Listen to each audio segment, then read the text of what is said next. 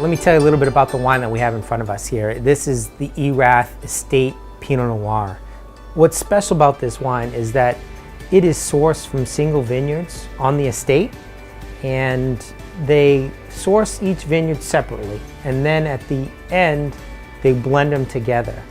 And so what you have here is a combination of about 5 different single vineyards to create this wine. Because of this estate style wine, we certainly are grabbing different flavors and nuances from the terroir out there that add to the complexity of the wine.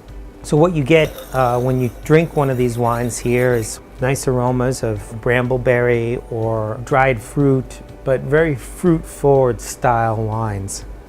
Very clean, crisp, nice body to the wine, just delicious. Goes perfectly with salmon. So this is our pan-seared Scottish salmon with a roasted beet gastrique, poached fingerling potatoes, and a grilled fennel and curly endive salad. This would really go with any Pinot Noirs. You know, salmon is kind of a very fatty fish, so it stands up really well to reds. The Erath Pinot Noir has got a real nice fruity start to it, and it's got a nice dark cherry finish, I feel like. So it pairs really well with the sweetness of the beets, and it cuts through that richness of the salmon without being overpowered at the same time. The grilled fennel adds just enough smokiness to kind of bring out a little bit of the fragrance of the wine also. What we have in front of us here is the Francis Ford Coppola Diamond Series Claret. And it is actually a Cabernet-based wine, and it does say Cabernet on the bottom of the label. But when this wine was first introduced, it was introduced as a red blend. Francis Ford Coppola is most recognized for his movies, and he's a bit of a history buff.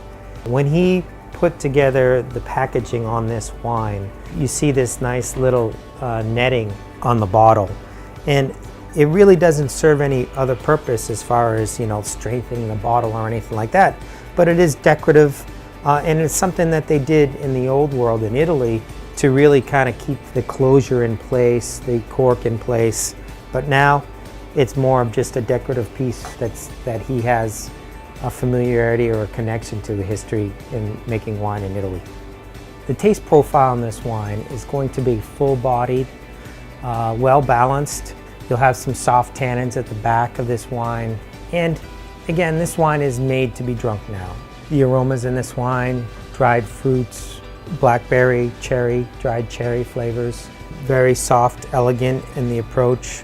Beautiful, just very nice, elegant wine.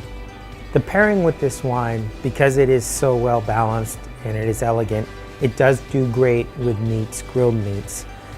Yeah, this is the Duroc pork chop that's on our dining room menu. So we use Duroc pigs, which is a heritage pig. We wrap it in prosciutto di Parma, and then it's deglazed with a black mission fig jam, some local sweet potatoes we puree with brown butter, and then some Swiss chard. When I tasted the Claret, the one thing that struck me about it so much is it had almost like a velvety texture to it. The texture was really nice, and I immediately thought of the pork, the way it eats. It's very firm, it's not soft like some of the other porks on the market are, so it has a really nice mouthfeel to it. And then the really silky potatoes with it, and the finish of the fig jam when it's reduced down, and it's got that same kind of rich texture to it.